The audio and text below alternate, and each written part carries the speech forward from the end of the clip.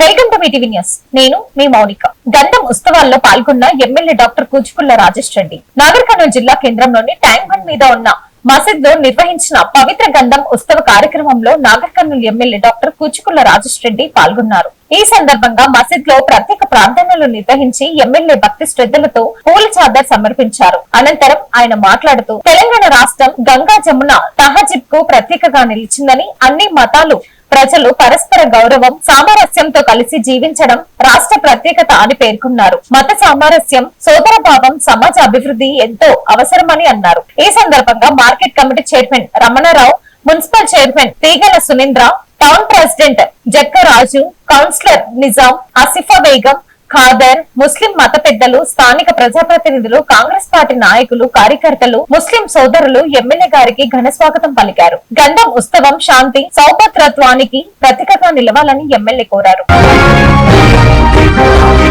వనపర్తి పట్టణంలోని డిగ్రీ కళాశాలలో నిర్మాణ్ ఆర్గనైజేషన్ స్వచ్ఛంద సంస్థ ఆధ్వర్యంలో జాబ్ మేళాను నిర్వహించారు.